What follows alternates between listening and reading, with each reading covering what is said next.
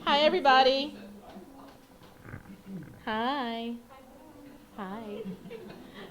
So, thank you all for being here. As you all know, this is a talk for Five College Digital Humanities, and this is part of our ongoing lecture series we'll be doing throughout this semester and also next, called Reality Would Have to Begin. And we're really in this series thinking about sort of the convergence and also explosion of different kinds of immersive and virtual technologies and what it means for what constitutes the human, and not to reify the human, but what constitutes human experience in those terms. And also thinking about just different kinds of artists, different kinds of critics, different kinds of performers who are really taking up these questions in interesting ways. So we'll be doing this all year, and hopefully you will join us. Today we have Nick Montfort with us. Montfort's in the Comparative Media Studies and Writing program at MIT, an associate professor. I think he's particularly interesting for us because this is someone who's working as a critical writer, a prose writer, also as a poet, also as a programmer. So someone who really embodies the various kinds of enterprises we're very interested in at Five College, Digital Humanities. As you all know, we're very interested not only in thinking about the different technologies that produce different kinds of texts, that produce different kinds of inquiries, but also critiquing those types of technologies themselves, right? This kind of dual movement. And I think Montfort is particularly well situated for that. It's also worth noting that Montfort's been involved in developing several new fields of study, like who gets to say that? Platform studies, critical code studies, software studies, and also electronic literature. And I can't name all the projects he's created or collaborated on, but I do think, I mean, the stuff you've created, Nick, has been great, but I do particularly think his sort of commitment to also working as a collaborator with different kinds of people is particularly worth noting, particularly in terms of the sort of ethos of Five College Digital Humanities, that we're all capable of doing often these kind of amazing things, but it's really striking when you find someone who's really put energy into learning to do those things with other people so that one can do even more. One text I'm particularly interested in that Montfort's produced, just in terms of my own interests, is this book, Twisty Little Passages. When probably the first sort of book-length study of interactive fiction, which I think is a field that's incredibly important, or a genre is incredibly important across different forms, video games, literature, poetry, and so on, but often doesn't get very much critical attention. So it's very exciting, I think, to have Professor Montfort here today. So you're not here to hear me, you're here to hear him. So please join me in welcoming Nick Montfort.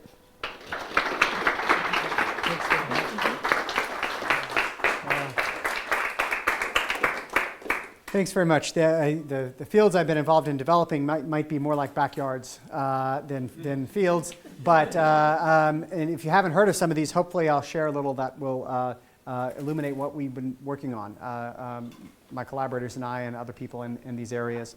How many people know about electronic literature or digital poetry or computational poetry? Okay, so maybe about half. How many people, is there anyone here who does literary translation? Just me? Okay. Well, look at that. Literary translation is more obscure. So I'm going to first talk about what I mean by computational literature, electronic literature, this category of work. Talk about translation from English to other languages as a context for this rendering project, which I'll discuss. Talk about translating from other languages into English. I'll introduce some of the people who work on this renderings project with me and the Trope Tank, which is my lab at MIT, where we have a variety of physical resources, and we support the collaboration of people in the space and now beyond. And then I'll talk about the core issue of these translations that are in the renderings project, explaining about one of them in depth and what exactly is involved in translating these. This is really a pretty practical talk in which I'm trying to explain why I'm trying to do this particular activity of translating computational literature and what has been involved in it for us so far. I'm not offering new theories of translation. I'm not trying to investigate every possible complexity of this work, but really see how can we get started in undertaking it. and why would we want to bother? And then I'll conclude by talking about what we're doing so far a little bit in phase 2 of the project. All right, so computational literature. One way to discuss this by showing you an example. And this is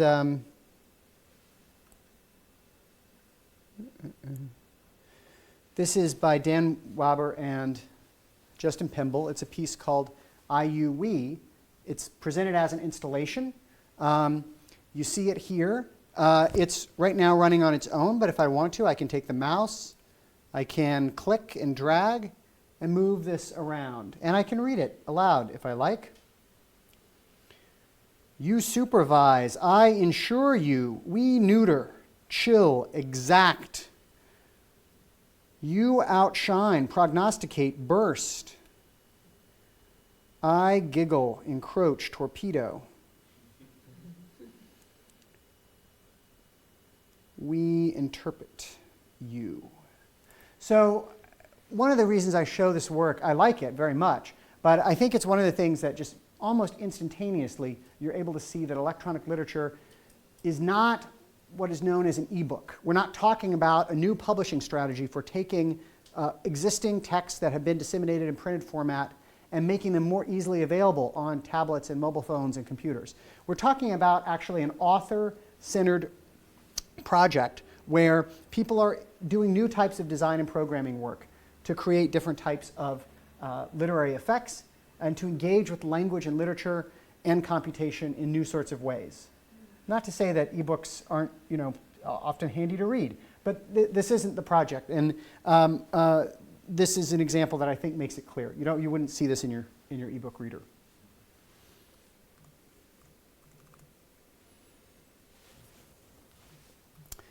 All right, so that's the very basics of what electronic literature might be. The pieces that we're going to look at don't all look like that. Some of them might, we'll see. And I want to talk first of all about some of the some experiences I had previous to the Renderings project with the translation of electronic literature. So I create literature of this sort. I have a practice as a literary artist, and I make work that involves computation and language. And I'm going to show you this piece, The Two, which looks like this. And it's a piece that just runs on its own. Unlike IUWE, there's nothing really to do with the mouse as far as clicking and moving it around. And we can see what the piece says. The student knocks on the teacher's door. She begs him. Each one learns something. The student knocks on the teacher's door. She smacks her. They wait in silence. The police officer nears the alleged perpetrator. He confesses to her. Rude gesture meets rude gesture. The babysitter approaches the child. He smacks her.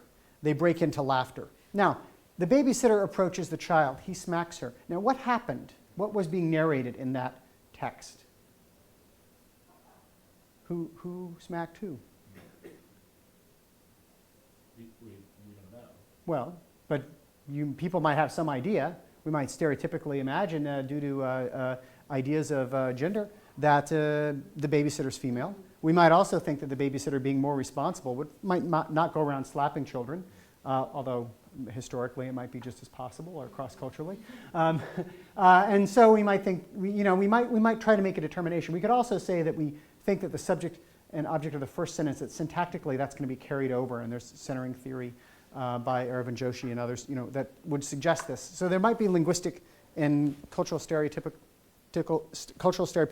reasons dealing with gender and dealing with power relations that we would assign, what happened in this case. And each of these stanzas that are generated here, and you can tell it's a very simple combinatorial process that's putting this together. There's nothing highly sophisticated going on computationally. But these stanzas, which are also stories, I call them stanzores, are there to sort of tickle the social and cultural imagination of the reader, and to request that the reader, if you take this seriously, try to put them into place. Now, if this is interesting to read, which I may not have demonstrated to you, I also think that it's actually more interesting even to translate. Because, for instance, if we switch to French, and this is a translation by Serge Bouchardon, we see right away that it's very hard to name two roles or professions in the first line without specifying the gender of those two characters. Very difficult to do. How can we do it? Well, we have to pick unique words, particular names of professions that apply for both men and women, like economist and entrepreneur. But not only that, we have to have ones that begin with vowels so that we can't tell whether the article is la or la, right? So, so here's a very interesting transformation that's made to maintain the spirit of the original text. And the fact that the individual professions and situations changed to some extent, that's all right. That's not really what the core issue that needed to be translated was. Of course, it's more difficult in Spanish. You can't get away with that because even if you have el agente, the agent, you have to say el agente or la agente. So there's no eliding of the article there. There's different sorts of concerns in Japanese, one of which is that it's considered almost rude or impolite to use pronouns in this directive way. And then there's Polish and also a Russian translation. So as I work with people, this is, I guess, this is my most widely translated work, and it's coming out in book form from Los Angeles Poetry Press, La Figue, next year. So in working with translators, I saw that it's a lot of fun to bring this work across language and deal with the issues that are entwined with both the computation, the combination, and also the language. So in looking at this, I thought, well, I'd like to actually do this type of work also and translate things into English. All right, oops, that's not it. So one thing I'll just mention at this point is, this is actually not chronological, but in 2003, before I did the piece that I showed you, the two, I did translate a Spanish interactive fiction piece into English. This is Olvido Mortal.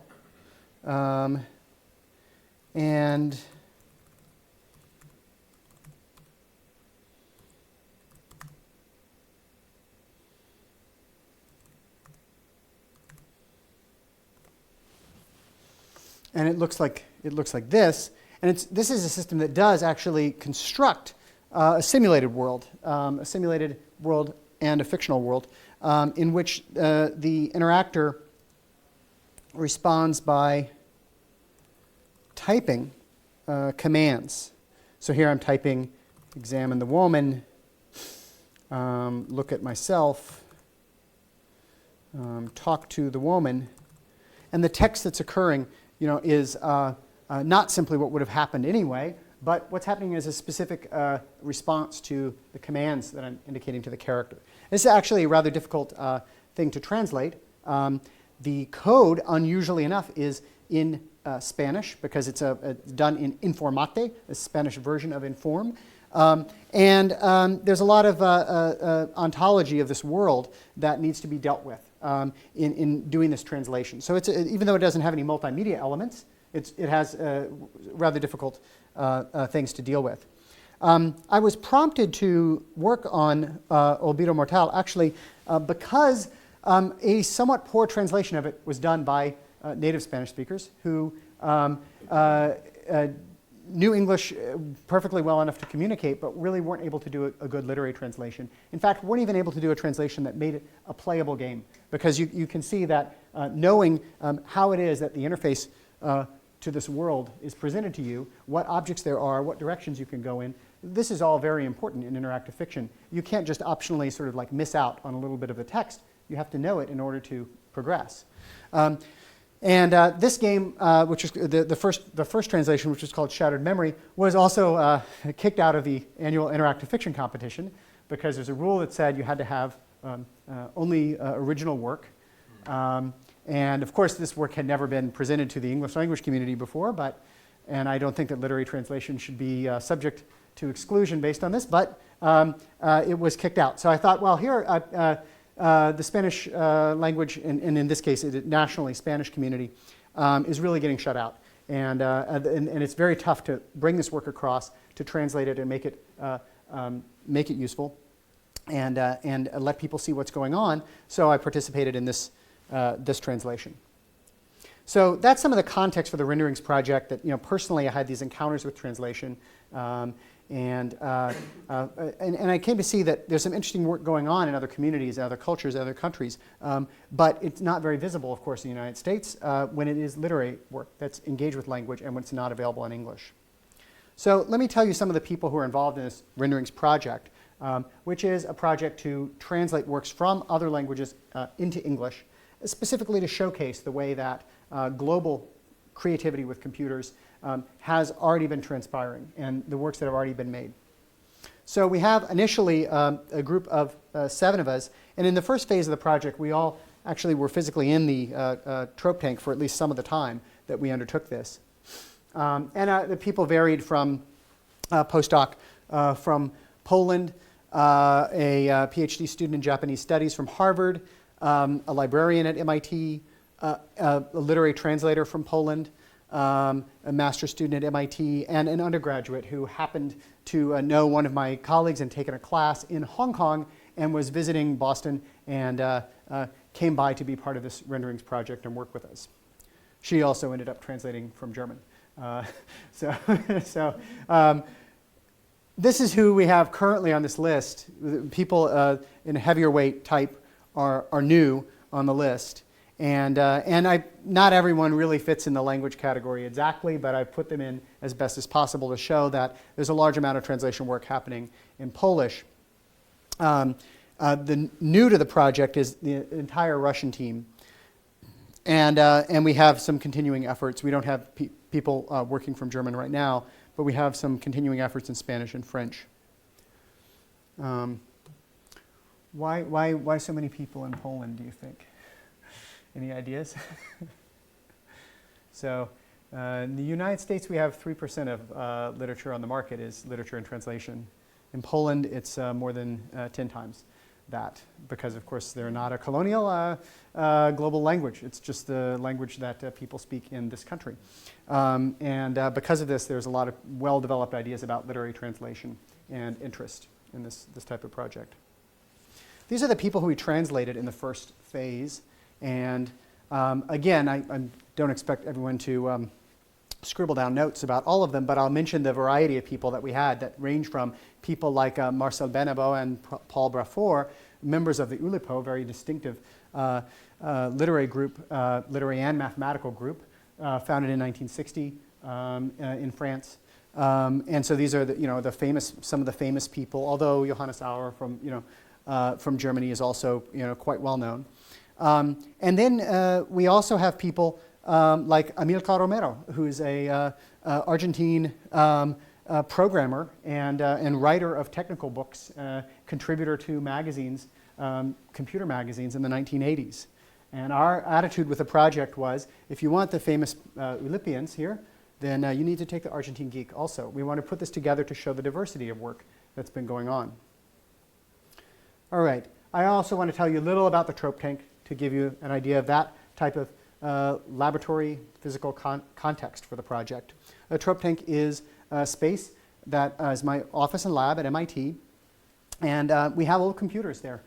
We have old computers and video game systems, and they're set up not in the mode of a museum or an archive, or for that matter, a library, but as a laboratory where people are able to come in, whether they're artists, researchers, students, people are able to come in and work and explore using these systems. This is an Apple IIc running Karateka, which is one of the games that we looked at recently. Actually, Eric Staten wrote about with me. We have visitors such as, this is actually Joe DeCure, who's the chipset designer for the Atari VCS, the Atari 8-bit computers, and the Amiga. He was the apprentice designer on all of these with Jay Miner. And so he came by to the lab. We have classes who come through, work at different stations, and we discuss the experience, and specifically the material experience of working with these systems. This is not a project that in any way is in opposition to emulation or using documentation to try to understand how computers have worked in the past. But it's giving people an experience which is still available. These machines are not hard to come by. Of what it is like to actually sit and use these computers, to turn one on and be able to write a basic program instantly, within a minute. And we look at literary work like Robert Pinsky's Mind Wheel, among other types of projects that are other sorts of computational creativity. We take computers on the road. I didn't bring one here, but we take them out and do presentations. This is actually not a presentation. This is just, I just set this up at the UCLA sort of on-campus hotel-like place because there was a TV I could plug it into, so I decided I'd noodle around a little bit. But I took this out, and we did actually a workshop at UCLA with this machine. We have a technical report series because we're interested in seemingly obsolete things like old computers, but also like formats like the technical report, which are very important in the 20th century. And we print these ourselves and very much have a DIY style lab. You know, we don't have communications officers that we employ to go out and print things for us that are full color and costly. We do the work, you know, more like zine artists there. And there's actually a great zine by Sherry Wasserman that documents the trope tank control that's called Shift Restore. So here's one of the things we did in the lab. I should mention also that we use free software in the lab, just as I run Linux, and we produce free software. So the outcomes are free for other people to remix, to modify, to study, to use, to distribute, to share. In the Renderings project specifically, we met with initially with several people who have expertise in literary translation. John Cayley also is an electronic literature author. Well, Robert Pinsky is as well, although that hasn't been his focus since 1984 when he developed Mindwheel. And we had conversations about different approaches and techniques that we might apply. So here's the project itself. And I want to show you the variety of work. There's 13 publications. But to start off with, this is the publication in an online journal of Fordham University, Cura. This is from last December. And so this is the first fixed form of publication of the project. This is one piece. This is 2 pages from an Amiga magazine in Poland. Obviously not legible if you were hoping to be able to read the Polish off the screen. Written by Marek Pompuch in 1993. And it contains the text of a program. And I'll tell you a little bit about what process we used to translate this program, what translation meant in this particular case. The program is called Speeches, and this text here is how to win a Nobel Prize, is what that means. So let me take a look at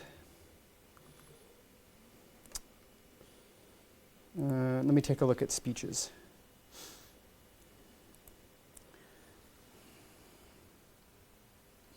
So this is we go here to see this when we click on Speeches. This is, of course, the translation, but we can reload this text. There's also a link at the end to do this. We can reload this, and we get a new generated speech each time. I also want to point out that the Polish version, that is an implementation of the original program, is online as well. We'll talk more about what other differences there are besides what you see between the Polish and English version. So we can see what is this. What does this read like? I'll read a little bit of it. Comrade, ladies and gentlemen, work along with law and order compels our predecessors to either bury their heads in the sand or support the existing administrative and economic conditions. We should also remember that reflecting on Lenin's timeless thoughts, Soviet comrades, obliges us to consider the direction of a progressive upbringing. When we reject the deviation of the previous government, our consolidation in the fight against the so-called right wing appears to enable the advancement of the existing administrative and economic conditions. So I think you get the idea that there's a certain repetitive nature to the structure, but also the particular strings that are involved in this work are actually made up of 40 texts that are recombined. Let me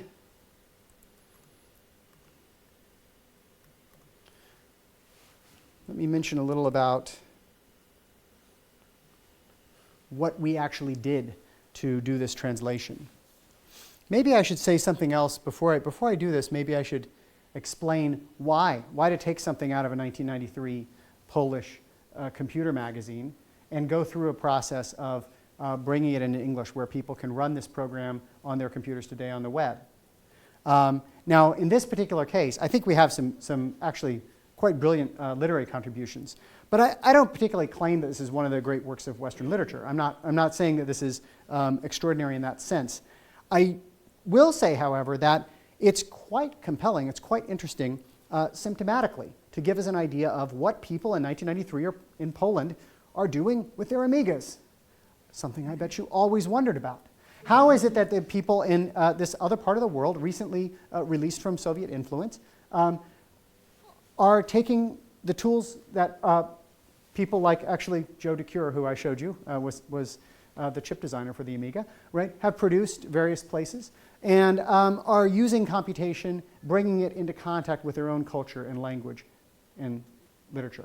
Okay? And so I think this answers this question. And in fact, the article itself makes it clear that part of the point of this speech generator is it's not making fun of communists. I mean, it's not only making fun of communists, it's making fun of the current politicians who are the same people in many cases, right? And who are speaking in the same way. And this repetition and this formulaic nature, these combinations that seem to do the same things are all part of that rhetoric as well. So it's something that's linguistic but also computational. So here's what we did to actually translate it. And this is a 9-step process. The first step is locating the work. Now, this is actually not something, if you're translating like Jorge Luis Borges or Italo Calvino or George Perec, then you might find some things in an archive once in a while, but oftentimes the work that's of interest is already out there. It's known in the particular country and culture, and you could have a native informant who tells you about it, or you could go to the country yourself. You could look around. You could look through the bookstore. You could find out what's good. You can't do that in the same way with work like this. This work is buried in an old computer magazine that, in some cases, I can tell you with the Amilcar Romero piece, it's not in the National Library of Argentina. It's not available scanned online. It's not. These are very dark aspects of computer creativity. So actually locating the work, finding it in the first place is critical. I did it by bringing over a Polish postdoc for a year, who is also the head of a leading avant-garde press in Krakow. So when you get the right people and you get these contacts, you're able to find things like this, okay? Second, type in the Polish basic program. That's how it got into the computer back in 1993, and that's how it gets in today. Look at the text, type it in, confirm that you have things right, and now you have the basic program. Actually, when you're typing in a basic program, this is an Amiga magazine, so it's specific to the Amiga, but typing in a basic program from the magazine led to 3 different types of errors that you could have. One of these is wrong basic dialect. Like you typed in a program for the Atari 400, but you have a Commodore 64, and there's a few things that don't match. You need to fix it. Another thing is, you made a mistake. Like as you typed it in, you just messed up, and part of it doesn't work. And then the third type of error is you've got the wrong thing in the text itself. They typeset it incorrectly, like there was a mistake in the program to begin with. So that's what happens with typing things in. And although a mechanical process, it's one that relates to the history of computing as well. So then the translation of these 40 text segments needed to be done, which Piotr did in collaboration with me, and adaptation to English grammar. Sometimes these steps are not quite cleanly as divided, but let's assume that these are 2 separate steps, that we also have to look at the grammatical difference. Now, as you have work that operates on different levels, you have different challenges that come with grammar. So for instance, if you want to this is a fairly high-level, large phrase and chunk sort of system in which we can sort of translate the pieces and fix things up a little bit after the fact to account for the grammar. Think back to IUE and that system, okay? How many people know Spanish here? French? Some? Okay. How would you translate IUE to Spanish or French?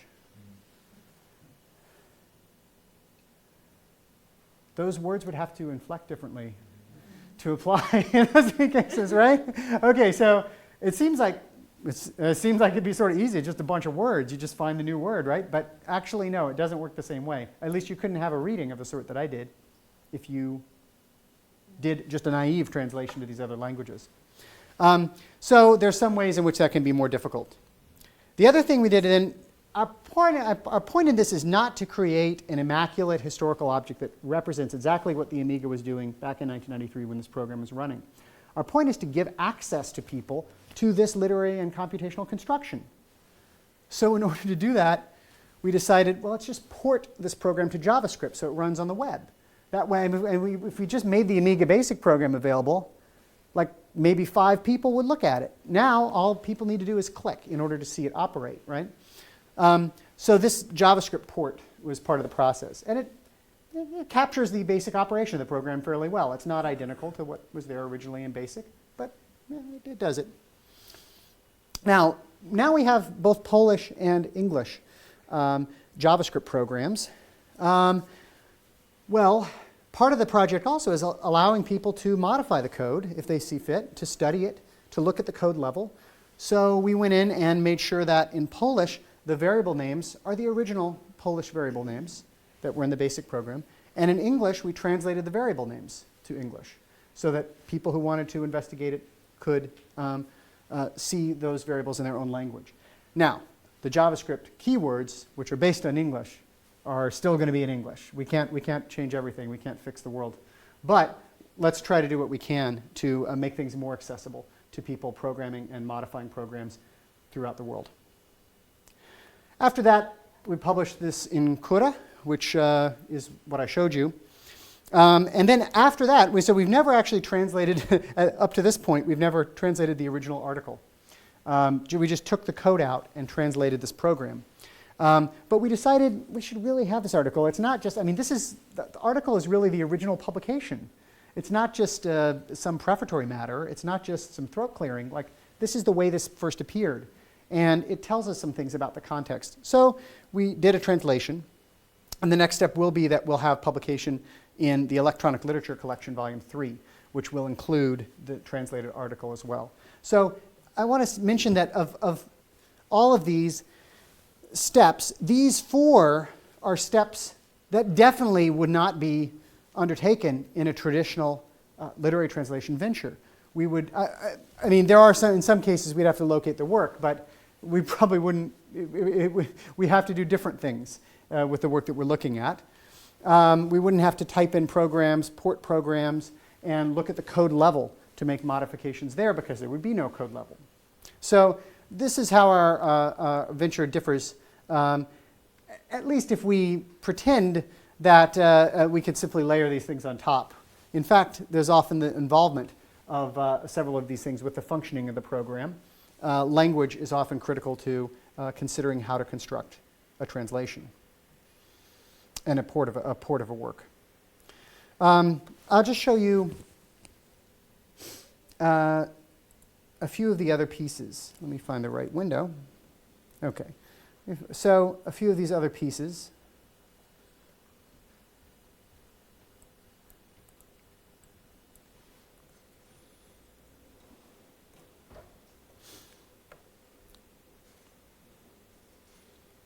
Okay, well, this is one. So this is actually one of the few that really is not a computational work, but it's distributed online. It's related to an online manifesto. So this is a piece that, let's take a look at the original, which is in French. Walter van der Mensch just placed these computer-printed little signs in various public spaces where they are rather amusing. And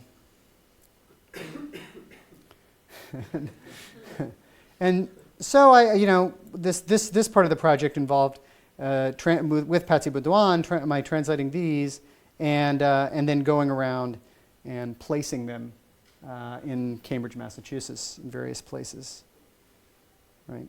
And there's a solar missile receiving base right there that I found. So this is not a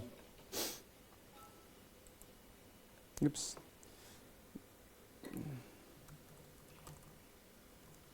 Not a computational work, but it's also something that one of the things we like to do in the project is not be extremely strict about what we're going to translate or not, but try to also look at the productive things around the edges. And that was a piece that was so delightful. And it was conveyed on the web that even if it's not strictly speaking, something where computation is critical, it's still so much fun. So, Andrew Campana, Canadian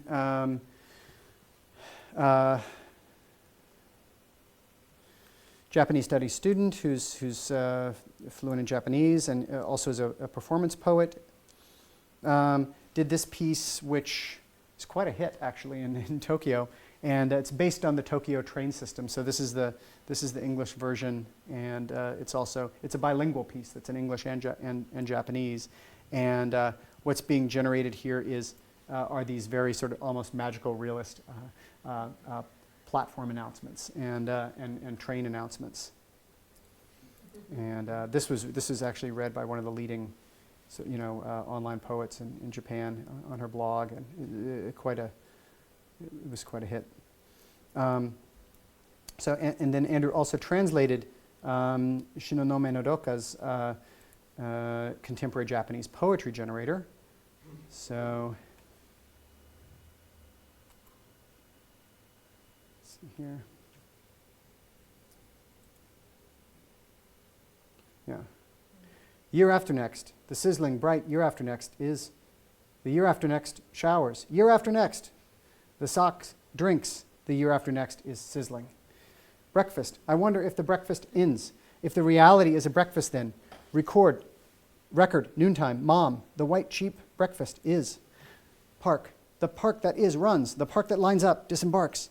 The park runs. I wonder if the park closes. So, right. So one of the things about these. I'm just going to show you.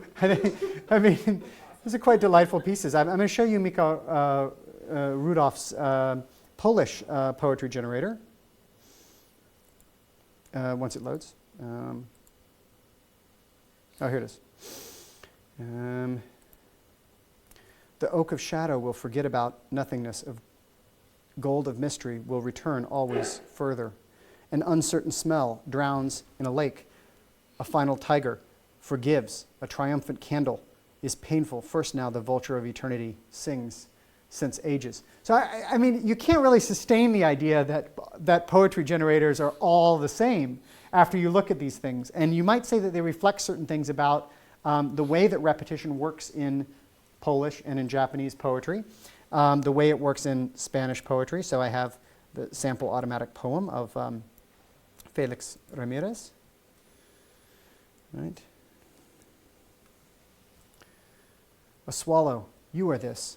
Like the anxious whine of the dissatisfied jail, the spirit is a nervous apathy that lives quiet with serene attachments.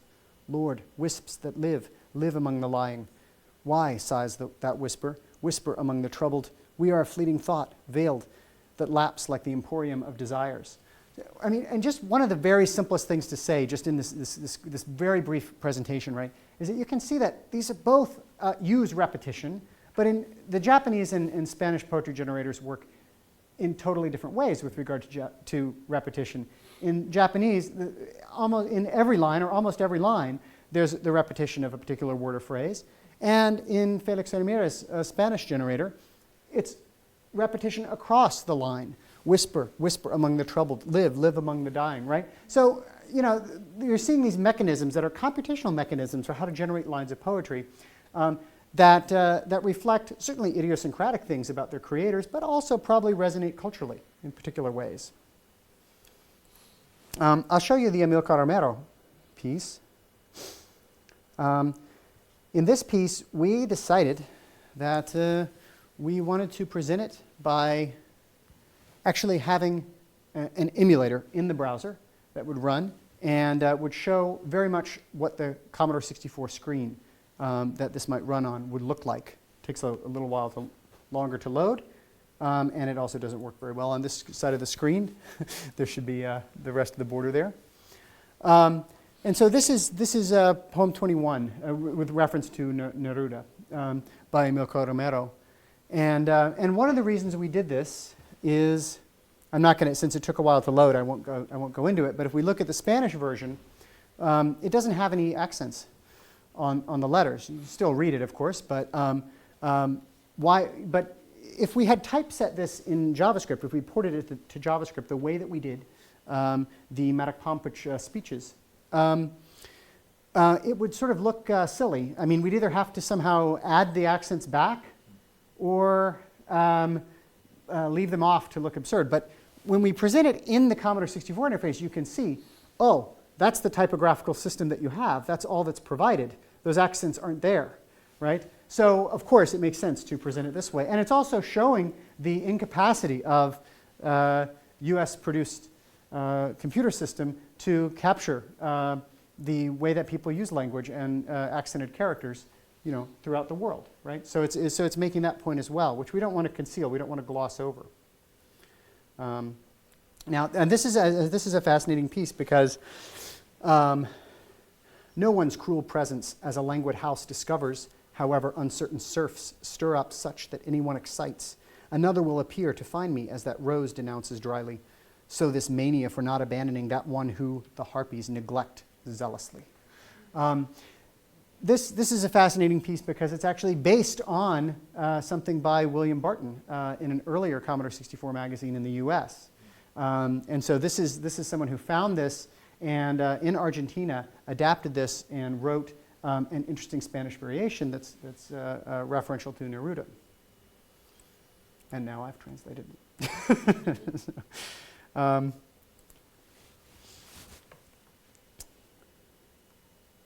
So let's see.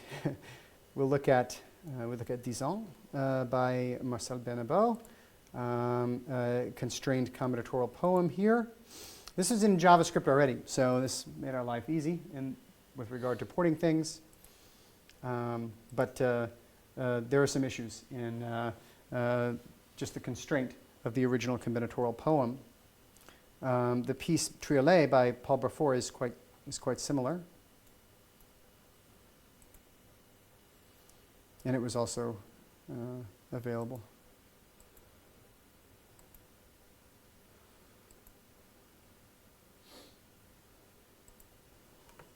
So these lines, in both of these, the lines are the units that are used to recombine, unlike in the Amilcar Romero poem, where individual phrases are put together and then the lines are wrapped. I'll show you Te Disgust, I guess is what it's called. It's the original title of the piece is Kill the Poem in English, but it's a German poem. And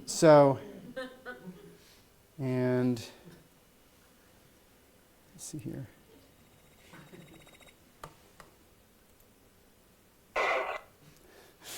So here you have this text that is successively, words are removed from it. Tango is serious, tango is serious. Is tango serious? Tango is serious.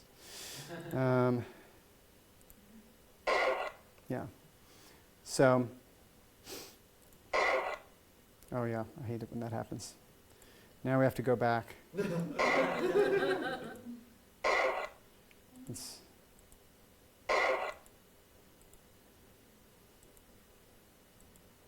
Okay.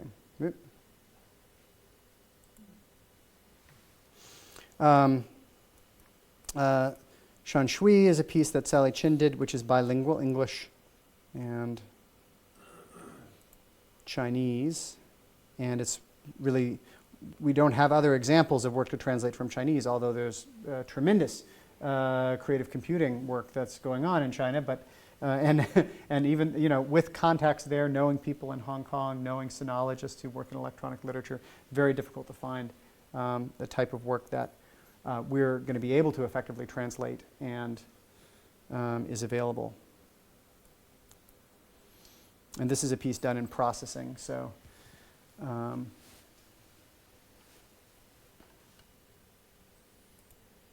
let's see here.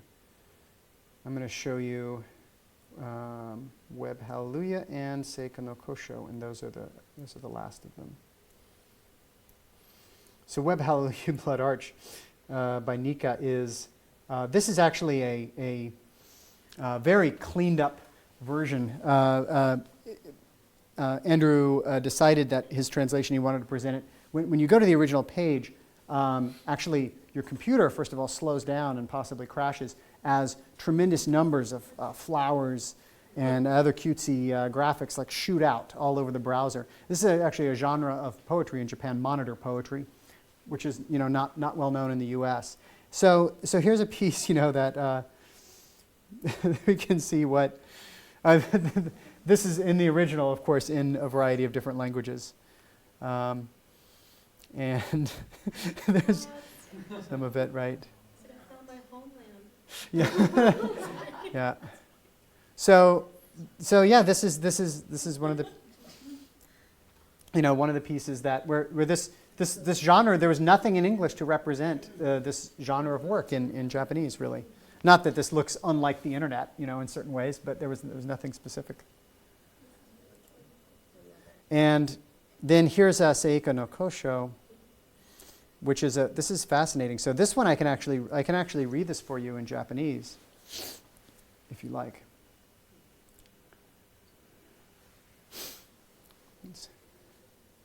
Seika no Kosho. Seika no Kosho. Seika no Kosho. So actually, Japanese is one of the most, if probably the most homophonous languages. So the most things sound alike. That has to do with taking the Chinese writing system, but not being a tonal language, right? So it turns out, I mean, if you write down the kanji, then as you could see, the kanji are different, but the pronunciation of them is the same. So if you ask someone, what does Seika no Kosho mean? In Japanese, well, it means like 10,000 different things, possibly. This is what it means. I mean, you have to figure out what the writing system is. So this is, yeah. So this is a bilingual piece there, engaging with that aspect. This is Shanshui, which is not all going to fit, but here you can mouse over these Chinese characters.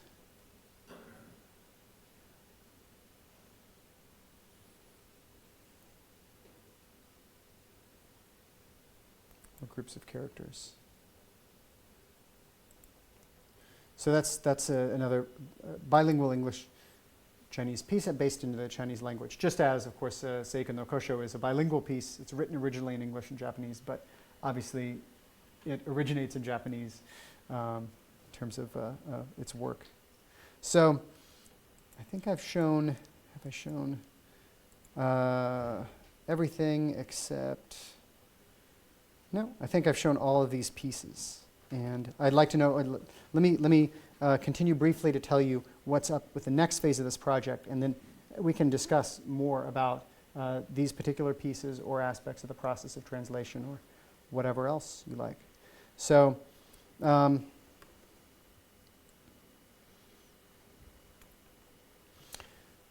renderings today is obviously become distributed. We have people working in St. Petersburg and Krakow, in Paris to contribute to the project, to be on the reading list, and to be on the mailing list, the renderings list. One person in Puerto Rico. So we have moved into a new phase where the Trope Pink isn't the sort of exclusive physical home of the project, and we're looking to reach new language communities, new types of literature. So we don't have interactive fiction represented in here, and there's other types of computational and digital work that we'd like to discover and incorporate. We'd like to reach new language communities. We'd like to, I mean, there's people making work in a variety of languages. I got to talk to someone recently who works with Thai literary translation. And that's a place that has technological engagement and work going on, but it's of course not known to us here in the U.S. So we're continuing work. We have new pieces translated, a Russian piece, Khorassan's Second Life, from Twine, which is a piece that was done this year. So a Russian work completed this year that is, we have a draft translation of it now, and will be released before too long. Joint from the Balustrade, a Polish piece, a digital poem that also is originally from this year and is translated into English. So, and then on the other extreme, we're looking at a poetry generator written around 1975 by Boris Katz in Moscow in machine language, not in assembly language, in machine language, just numbers. With no code surviving, but a paper that he's published describes the operation of the system. And this is a poetry generator that is meant to generate poems in the style of Osip Mandelstam, in the style of Stones, particularly that collection of poems. So that'll be a more extensive project than we've done so far, because we'll be re-implementing this from a description. We don't have any code to start with for a port. Whether or not it's possible to adapt that and to do something that meaningfully can be called a translation, we don't know. Another work we're looking at, also a little bit boundary transgressing for a literary translation project, is this one. This is by Australian performance poet Jas Duke, well-known 20th century Australian poet. He died a few decades ago. But he wrote this poem, which is in Fortran 2, it appears. So, and Benjamin Layard came to the Trope Tank and asked me about this, and we started to work on this. We'd sort of like to know what it does. We'd like to, because except for the fact that, for instance, there's a function called forever, and that's not included in the scope, so we don't know what it is. But this is actually valid code. I mean, it does follow the rules syntactically of Fortran 2. So we're interested in figuring out, what this means as a contribution. Now it's in English, but we decided not to let that stop us. It's from a non-U.S., non-European, traditionally, stereotypically marginalized and peripheral part of the world, and we want to be able to understand what's going on there and how it can inform the history of computing and literary computing. All right. So that's the URL for renderings, but it might be easier to search for it. Or if you go to my site, nickm.com, there's a link on the left-hand side. If you want to get involved, and you don't have to be a literary translator to be involved, you could tell us about work that you know about in another language community, and that itself is a tremendous contribution. So if you want to be involved, send me an email. And as far as my formal remarks then, I'll end there, and we can talk about any of the aspects of this project that interest you. Thank you.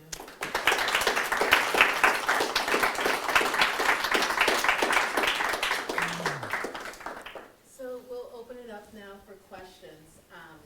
Jeffrey has a microphone. If you have questions, that's for the recording.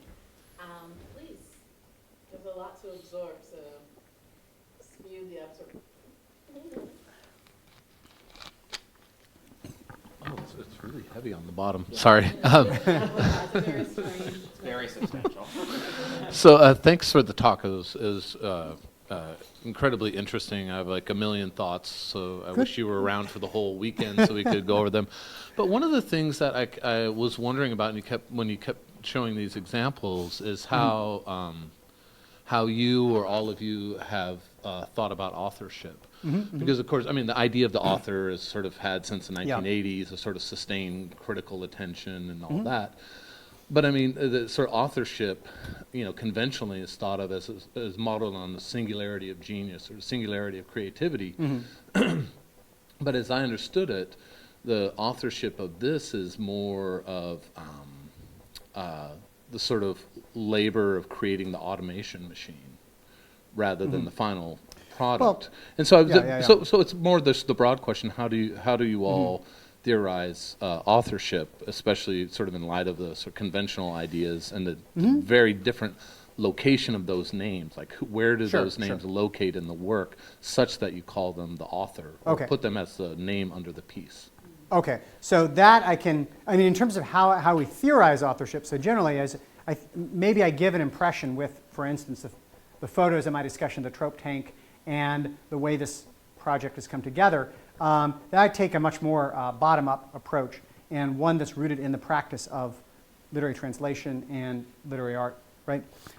So we didn't decide. I mean, at no point did we say, let's go, translate 3 Japanese pieces and 2 Polish pieces or something like this. I mean, we looked at what was available to us and what was interesting and what was a good match for our own talents and resources and abilities. So, but the question of where to put people's names. So actually, now this has a practical bite that I can get into. So in Kura, originally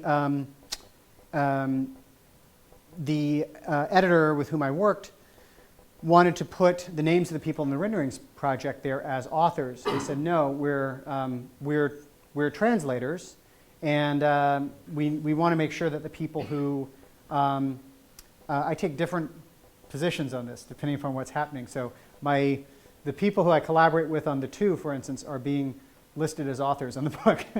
But when it comes to our doing this work for a group that's specifically marginalized and outside the view of the United States, people don't consider that this work is going on. I think everything's in the English language. That's all we can see.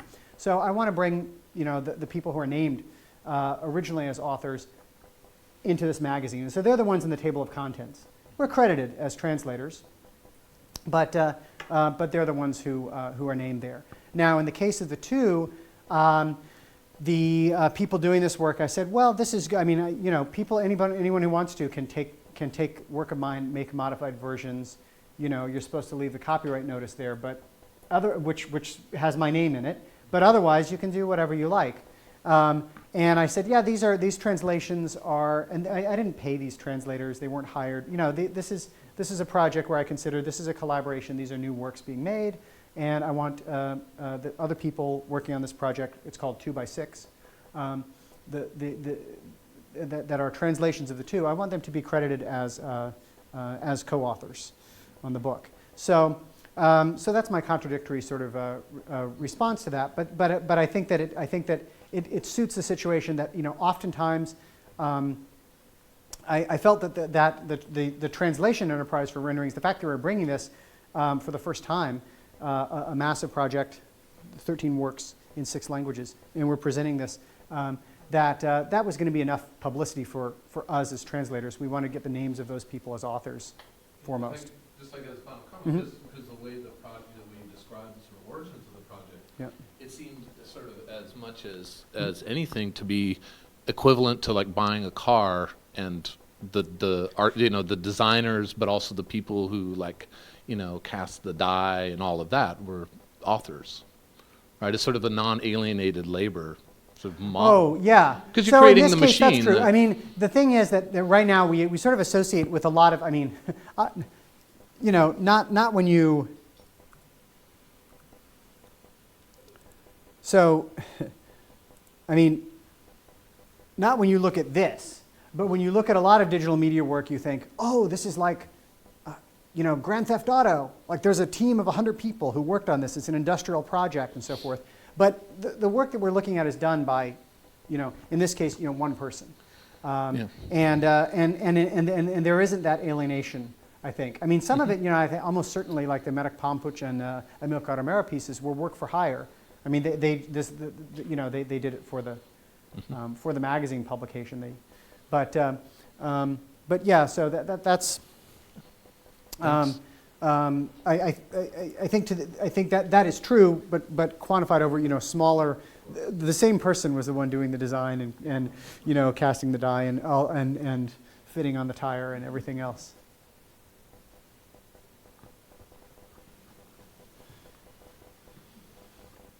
Hi, my name is Edis, and my question is more about is about the idea of translation. Even in written works, translation or lost in translation is always an issue with translating. It's not, I don't think, because translation actually, there's nothing there to begin with. So whatever you carry across in a translation is something new. The original is still there.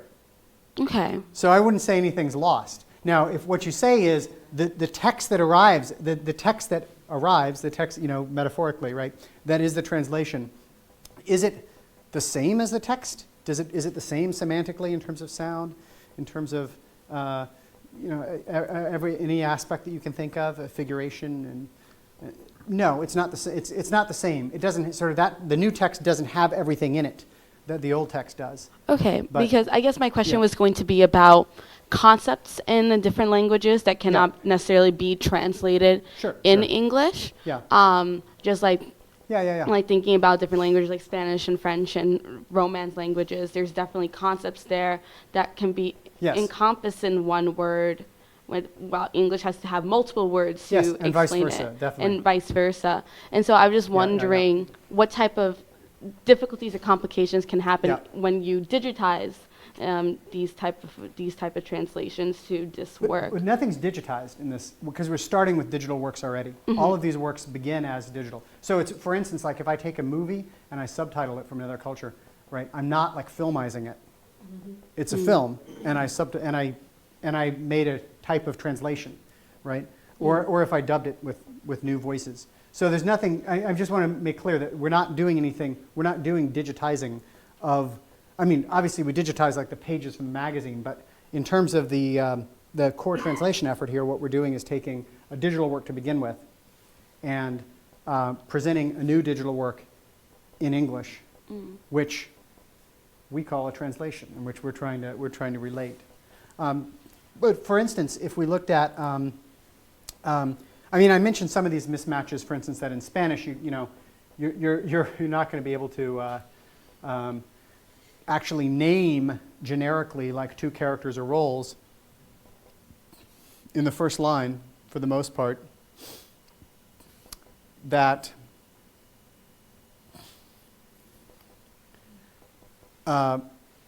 you can then reveal the gender in the second line. So this is a much more oblique sort of translation. The attempt to do that, though, is telling about these differences between language. And one of the things about these issues with French and Spanish, like, oh, it's so hard in French and Spanish to leave the gender of people blank, to not specify things, right? But that doesn't mean that like English is so great we don't have any gender stereotypes. I mean, we still have stereotypical ideas, right? It's just, but but this helps to clarify what's different in language.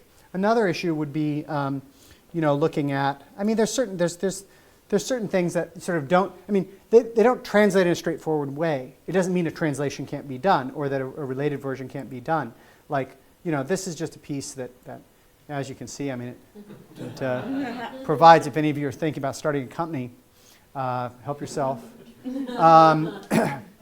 Right, and so this is obviously fairly specific to English in certain ways, one would say. And now, on the other hand, it can be done in Russian. This actually isn't the best version. The best version, I mean, the closest version is one that uses sort of like Russian state monopolies, instead of startups. Now that is sort of like there would be something interesting to call a translation of this, right? But you can only do this because English, obviously we're using the ability to compound words, and Russian has compounding. Polish does not. You can't make compound words. I don't think Spanish and French do either. Actually, you can't really, right? So if you wanted to, so you have to say, well, how are you going to do it? So it doesn't mean you can't translate it. It just means that aspect that you started with a compound word, and the sort of conceit of the project was based on there being a compound word. Well, you can do that in Russian, but you can't do that in several other languages that might interest you. So you could still say two things. You can juxtapose two things. And maybe that would be what you do for a translation, if one wanted to. I mean, we also, obviously the startups are specific to the US. I mean, they're not, yeah. But those are a few of the things. I mean, there's all sorts of issues. Some of them very similar to the ones that literary translators face in just translating poetry, and others that have additional, because of the combinatorial and computational nature of the project and its engagement with platforms, there are other wrinkles and dimensions as well. So I'm gonna, since I have the mic, I'm gonna just commandeer the mic for a second. I was really interested when you were talking about porting the program from BASIC to JavaScript, the ways in which dealing with variables was Yeah. then tricky because the commands inherent in JavaScript are based on the English language.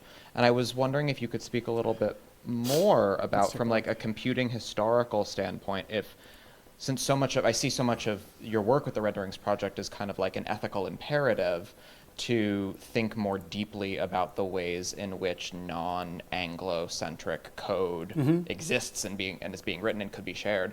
And I'm wondering if you could speak from a computer historical standpoint more about the ways in which, as more popular programming languages are based more and more on English, Yeah. or as English becomes a part, how that is affecting the development of non-English computational literature. Well, I wouldn't say that it's happening more and more. I'd say that that's It just has happened. and That's it's done. what has We're happened. there. I mean, there are very few cases of anything different. This is the Polish code, and I mean, so right. First of all, when you have this, here's the Polish version. Well, it's going to say script type equals text JavaScript there because it's not going to work. You need to have these, definitely English words, English-based words, as part of the code. But anyone who's going to be modifying a JavaScript program and hoping to work with code and develop as a programmer is going to have to learn that anyway. Right. But also Polish special characters are not supported. So what we can do is, actually what we can do is we can find words that don't use them, right? That are approximations. That's one thing, or leave them off. So yeah, I mean, there's very few cases. The one is Ramsey Nasser's Alb, which began as an art project, and it's an Arabic-based programming language. Informate, which I mentioned, the Spanish mapping of Inform, is another example. But there are very few examples, and at the language level, and then also at the character set level, where ASCII, the American Standard Code for Information Interchange, was the prevalent, dominant means of encoding characters. When Boris Katz in 1975 did his poetry generator, he had to develop a character encoding scheme. He had to choose how to represent the Cyrillic alphabet in the computer in 1975. So, there were standardized ways to represent the Latin alphabet already at that time. We now have Unicode that computers support. And Unicode is an amazing project. It's an attempt to bring every contemporary glyph, every glyph in every contemporary writing system to be represented in the computer. Not that it completely succeeds, working, but I mean, but- it's actually one of the more amazing sort of utopian projects in the world. The idea that we would have a full representation of everyone's system of writing at the character level, at the glyph level, is a pretty impressive project. Totally. The other thing is, that whether we, there's issues with, for instance, if we, there's issues with global exchange of art and information and code, right? That come up with differences in coding schemes and differences in the fragmentation of, if there were to be the development of different language-based programming. But it's yeah. I mean, so I don't know what to do to solve the problem. Yeah, but totally. there is an issue that I think like being able to represent the way people write. By the way, how many people use WordPress? So WordPress doesn't support Polish special characters. You can't put them in your blog. Or you can put them in, but if you edit the page, they're ripped out. So these systems. Here we are, 2015. We've had Unicode for a while, and still these issues come up. I sort of want to, again, in my bottom-up way, I want to start maybe by addressing these issues of like being able to represent different types of writing, and as far as programming keywords, it's an issue. Yeah, So, totally.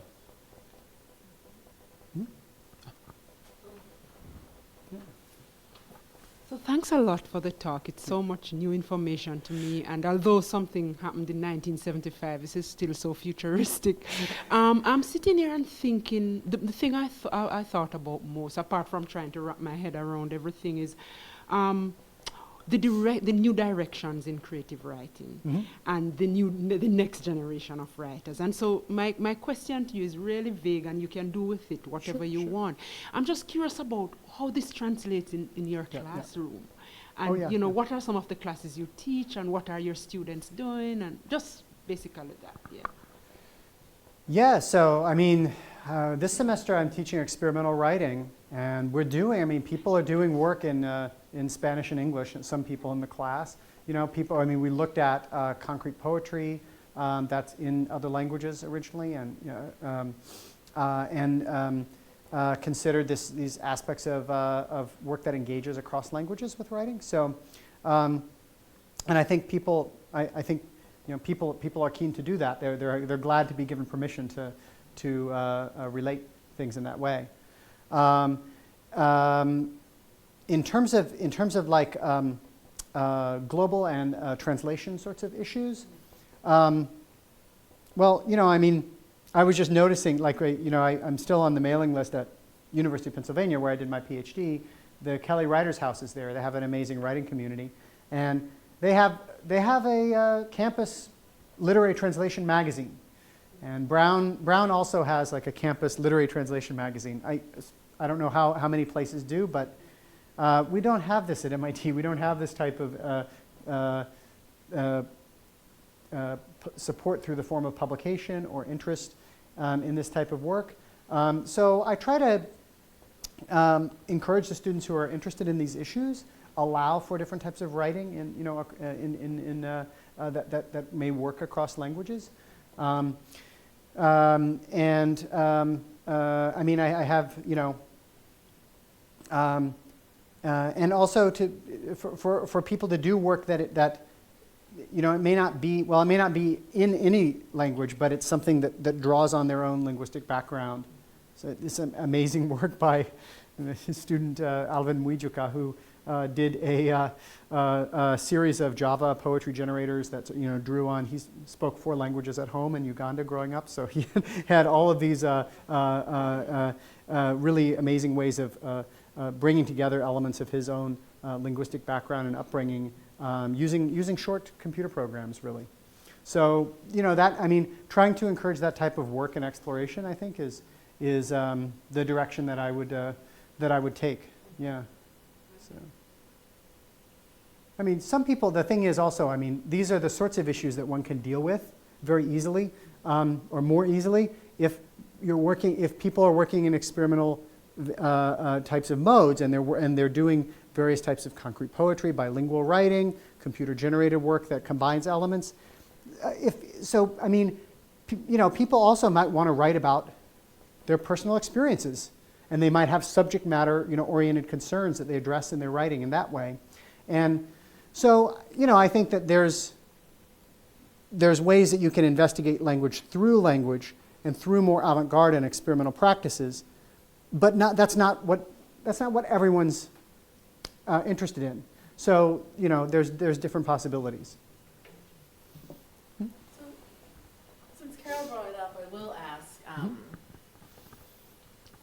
So, it's looking at some of your work and sort of looking at some of the stuff you're interested in. Can you say a bit about work? I think I have this right. Work you've been doing for teaching people how to think about programming. Oh, I'm sure, thinking sure, about sure. related. You see what I mean? Yeah, There's yeah, a way in which I think one barrier, because it's a mixed audience, one barrier Yeah. is like, well, I can't talk about this because I don't understand the basics of like programming, but how am I going to learn next? I can't learn a new thing. How do I learn what's right? You see what I'm saying? Yeah. So if you could talk a little Yeah. bit about this, I think that could be great, please. Yes. In March, I have a book coming out from the MIT Press called Exploratory Programming for the Arts and Humanities. And it's a it's a book to teach programming. It can be used in a classroom. But when I started talking about this, when I was starting to work on it, I talked with numbers of people, including people, you know, older people, who said, oh, I want to use this. I want to learn programming from this book. So I said, okay, well, I'm going to make it not, you know, too tightly fit to the classroom. I'll make it where people can also approach this and use it individually. The idea of the book is to teach computer programming, as I say, but not in an instrumental mode, not to specification, not in a way that is implementing an existing formula. Instead, teaching computer programming as a method of inquiry and of creativity.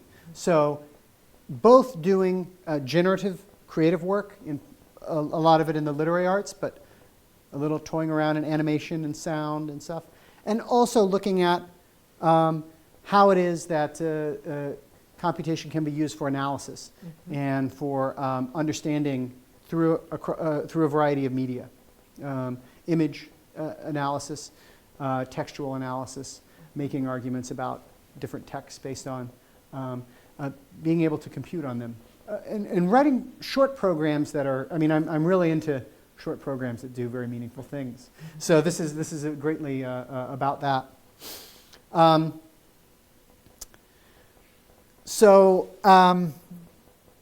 mean, part of the idea is to bring together. It's not exclusively a DH book in the sense of being, just about the Manovich Moretti cultural analytics side. Although I certainly hope that will prepare people to do that type of work. Absolutely. But it's also about how to create with the computer and how to develop literary and other types of generative work.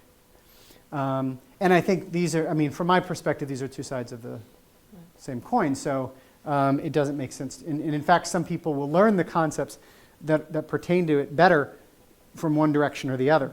So providing both of those is significant to me. Are there? I mean, Are there other questions about this particular project in this book? Can you give an example of what an exercise would look like, or an idea? Sure. So I'll give you, I mean, one of the major sort of like starter programs here. Sorry to take over, but this thing is so great and so interesting. So let's see here. What are we going to do? Okay, so I use this system, IPython Notebook, and once you get it installed, it just runs in the browser. And you open it up, and you have the ability, I'm going to make this a little smaller, you have the ability to write some Python code. And so Python code, for instance, is just like, I mean, you know how to write Python code because you can write like 2 + 2, and it's 4. So if you write a little arithmetic expression of some sort, like that, that's actually a piece of a valid program right there, okay? And then let's say you want to write this one, so.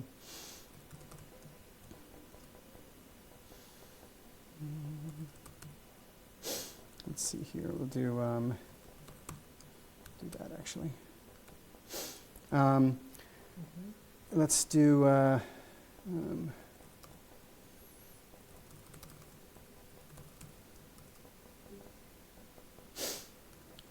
I'm going to do the abbreviated version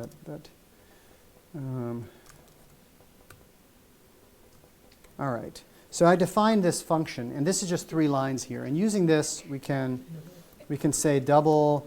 So we have these things, just like I could type in like 2 + 2, I could type in 4, for instance, and I get 4. Right? I can type in a value like this. Let's type a list, like 1, 2, 3. Okay, I surrounded the list in braces. Okay, so there's my list, 1, 2, 3. And it's a data type just like 4. It's just a sequence of events. And I can say, well, we know, it's not scary to look at assignment of a value to a variable here. So we assigned x to 1, 2, 3, and now if I sort of look at x by typing x and pressing Shift-Enter, I see that value. Now I could say double x. Oops, what happened here? I made a mistake. Let me show you something. I made a mistake, and this is a good thing. So here's an error. There's a big mess because I made a mistake. I could feel bad about that. But interestingly, it says, if you look at the error, even without knowing anything about programming, it's pointing right here to this print 2 times I. And it says, name error. Global name I is not defined. Okay, so now, however cryptic that might be to you, it's pointing to exactly one part of the program that I typed in, one part of the function that I typed in. So I go back here, and then, oh yeah, I didn't actually mean to type I meant to type element. And now I can go back here and see what double does. Double goes through this list one at a time, and it produces 2 times each element, right? All right. So all that I'm showing you now. How about this? Let's write this another function called triple. How do we? Someone who doesn't know anything about programming could tell me maybe what I should change. I want to just change this to make it be triple instead of double. Right, triple instead of double. Okay, and then what is triple supposed to do? Oh, change the 2 to a 3. Okay. All right. All right, so you just wrote a function. So this is, I mean, if you want to start with this industrial scale of creating like a large, object-oriented program and doing the thing that, there's a reason, I mean, that people studying computer science would like look at these larger scale programs. If you really want to learn about the science of computation, if you want to use a computer to inquire about things that you care about, then you don't have to do that. You can build up from stuff like this. And you can see how things work. And in fact, the initial exercise is not to even bother with Python here and installing this, but you just do something that's already that's pretty much already on your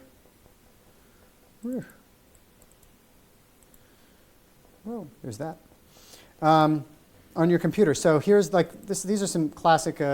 Memory Slam is some classic texts that text generators that I implemented, and one of them here is by Theo Lutz, 1959. This is actually a translation. This is translated from German. Some evidence that there's things going on other places in the world in 1959. And this is drawing on Kafka's The Castle, and it's presenting these. I think it's really nice to take Kafka's language, Kafka's nouns, and the Kafkaesque process of this recombination and logical utterance. All right, well, how about if I just save this on the desktop? All right. And now I'll just go to the desktop here. I'll get there eventually. There it is, and now it's on my desktop. Now I can still open it up and look at it. Okay? And now I'm looking at it. I could disconnect from the network. It would still be there. It's on my desktop. So, all right, let me open it with a text editor. Web pages are just text files, so I open them with a text editor. There it is. There's even a legal notice saying you can mess with this however you like. And now, we don't have to know anything really about this to see, oh look, this is a list of words. Count, stranger, look, church, castle, picture, I. Okay, how about I'm a good American, so I want to make this related not to a German novel about alienation and obsession, but an American novel about alienation and obsession. So I'll say whale, deck, harpoon, sky, sea, boat, ship, water, leg. Okay, this is fine. All right, and now, okay, so now I'll save this and look at it in the browser again, and now we have this. A whale is strong, not every harpoon is dark. No leg is far, a leg is far. Not every leg is quiet, every leg is new. Every boat is good, no water is strong. A whale is near, and not every water is deep. I think it's Getting actually, better.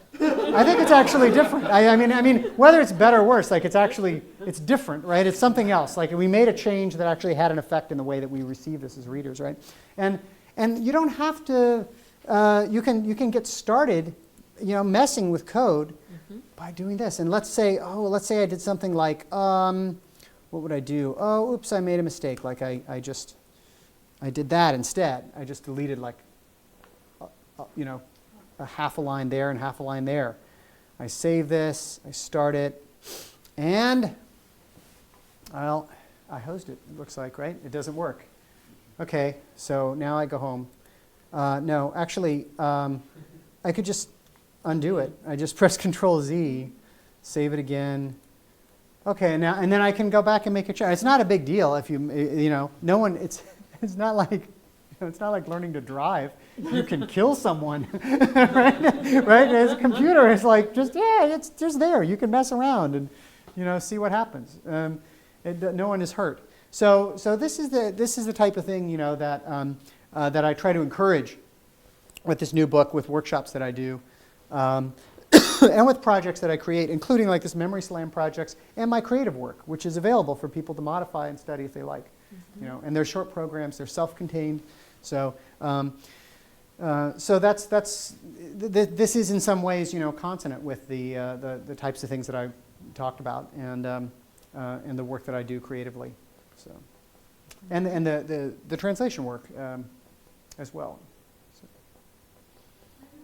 Mm-hmm. That actually kind of that answered a question I had, because I was thinking, how do you start to categorize poetry so that you can mix it up? So I saw subjects and predicates there. Sure. But I wondered, are there other ways of doing it? Yes. I mean, one of the ways is, Claude Shannon in 1948, A Mathematical Theory of Communication, discussed how to take conditional probabilities into account by using a Markov process. This is a very widespread in Twitter bots and online work and so forth, that you just say, the way you can do it, if you have a book, which I do right here, you can start and say, for instance, like let's take the first word, Nina. Okay, and now I'll just look ahead in this book. I'll keep scanning ahead until I find the word Nina again. Nina, and then the next word is and. Okay, now I continue until I find the word and.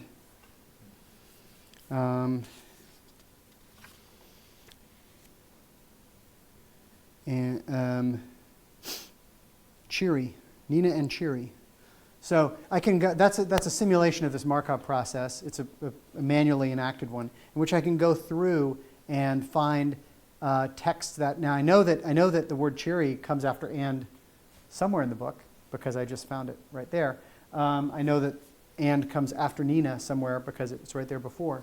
And so the more sophisticated version of that is to determine things about how probable it is that a certain word comes after another word. So that whole line of statistical work is an interesting one, and that's another sort of direction. You can also do that at the letter level rather than the word level. So you can construct language that way, and you can have other ways of sort of constructing individual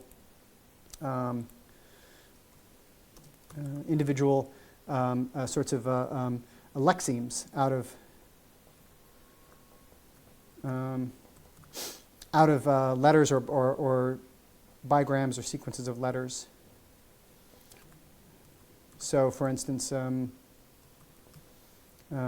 did I type that? Let's see here. Let's see. So here's an example of generation of English-like words. This is not done by the method that I just told you, but it is a way that, there's in this case with bigrams, with something below the level of a word, these are put together. And this is a program that, oops.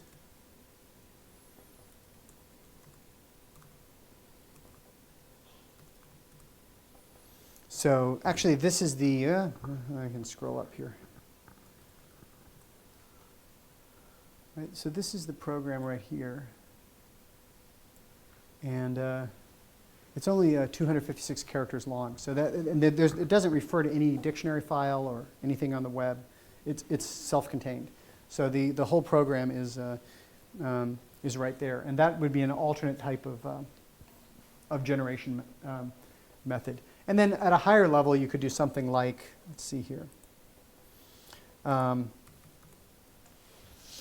So this is an example where I basically split sentences, not always in a way that the same syntax is on the left and the same syntax is on the right, but I've split sentences into two and recombined them. This is modern perverbs. And so, right.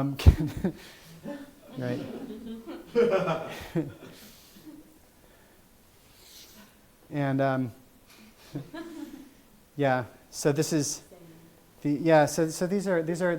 the perverb is an idea from Harry Matthews of like creating a sort of corrupted, transformed proverb. They could be like they could be putting two things together, or they could just be degrading the language in some other way, like.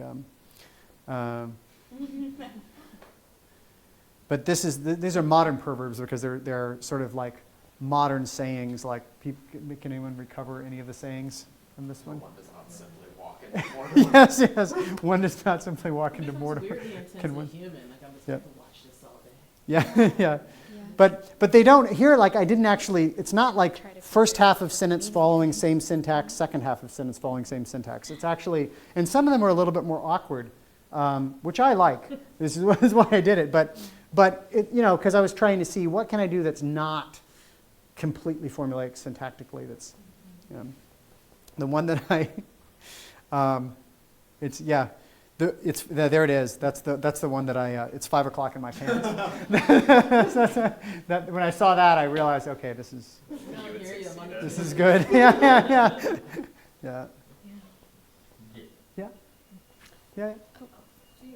I did, which was going back to the question of authorship. Do you ever get Yeah. pushback from the original poets whose work is being remixed? No. Oh no. Well, first of all, I mean, I'm not remixing other people's work. Assuming I'm- that is happening for some of, not necessarily your work, but I know you mentioned Kafka, and these are proverbs, so obviously there's not an element of authorship to worry about there, but I mean, others out Kafka there. never sent a cease and desist letter, exactly. but even though he worked as a clerk. So, I mean, in the translation project, we're not remixing in the sense of trying to take off in different creative directions. Like we're actually trying to present the original work, in English, even though that is impossible. We're trying with the idea is to do a translation of that sort. Right. No, people have not been bothered by that. What's been the feedback for things like this, where there is remixing, not translation, but just remixing happening of original poetry with the original poets instead of response? I guess I'm curious. I haven't done any work that that uses. I'm trying to think if let me see if it's true. Hold on a second. So actually, that's not true. I mean, this is I don't know. Allison Knowles did not call me up, but this is a piece that's an erasure from. Why is that in lowercase? That's an erasure from people's work.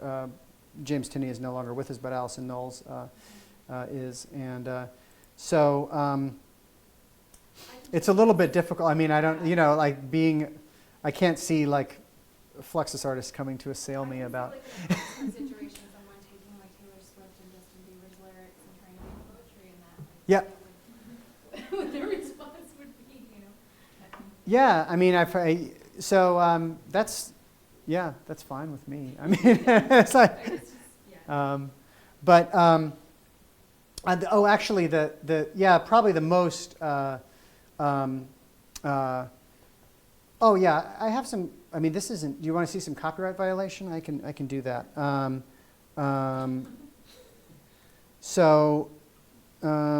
This piece isn't. I mean, this isn't published.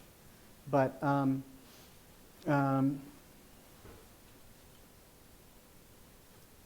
but you know, this is a piece that is. Oh, it's not going to do it because it's. This is a piece that simply presents all the lines from Samuel Beckett's Rockabye continually in random order, according to their distribution in the original play. So some of the lines occur. It's Beckett, so as you know, there's some repetition. So this is a piece. But however, you can't. If you go to the source here, the story, the play is the text of the play is not in here. It's just all the lines of the play in alphabetical order. So you actually can't recover the play from it. Now, you know, this is an interesting case because the Beckett estate is quite concerned about the plays, particularly. I did have the opportunity to. So one of my friends and colleagues, two of my friends and colleagues, actually collaborating together, did a piece called "How It Is in Common Tongues," which is the entire text of Samuel Beckett's "How It Is," a prose piece. That is, but all of it is quoted from places online that do not refer to Beckett. And there's citation of every phrase in the entire book. And I. Uncited works. What's that? It's citing uncited lines, basically. Yeah, I mean, these are sort of things that are in the commons. I mean, they exist. The Google indexed them. They're there. You know, I mean, we can view them with our web browsers. So I told the president of the Beckett Society about this book, and you know, my friends didn't get sued. I don't know whether they were hoping to or what. You know, what was the outcome? But yeah. So I do. So I mean, this is. Yeah. That I guess is as much of an answer as I can give. Not a living artist, but the lawyer's still alive. Let's take one more question. Okay, yeah, I just have a quick one before I was going to hand it to Jeffrey anyway. But since these are time-based media, right, I'm wondering if you frequently use... some of them, but not all. But yeah. But a lot of them as programs, right? Yeah. I'm wondering if you frequently use kind of complex delays to simulate the computers that they might have been running on earlier having a very different relationship to time. Or if that's something that doesn't necessarily come into the translation as often. I know that in some of the images you were, mentioning how meticulous the research is with, as frequently as possible, the actual computers so that you have the sense data about it. So I'm just wondering about how that works into the time element of some of the works. So except for the fact that, say, like in the Amilcar Romero poem 21, like the text appears on the screen, you know, it's visible as it's drawn on the screen. I don't think there's any time-based work, save, and then the two pieces by Andrew Campana, which he created for the web originally, which he, so I don't think that that timing is a tremendous issue, and I don't think I think in rare cases is it. I mean, if there's earlier visual work, a concrete poem that that appears in a certain way over time, that certainly would be relevant. It's not hard to do. I mean, you just have a millisecond. Right. I mean, we can make the we can I guess make I was this. mostly thinking about the piece where you'd mentioned it was trimmed down a little bit because it purposely would crash computers. And so thinking about earlier devices in which the way it crashes is not actually incremental or specific, but something that's generative in its own weird right, or if that's something you've encountered at all. Yeah. By the way, how do we slow this down? Can someone give me a hand and tell me where? This is the stochastic text program with. At the interval, what do we change? Set interval litany 2000. Make it 3,000. 3,000.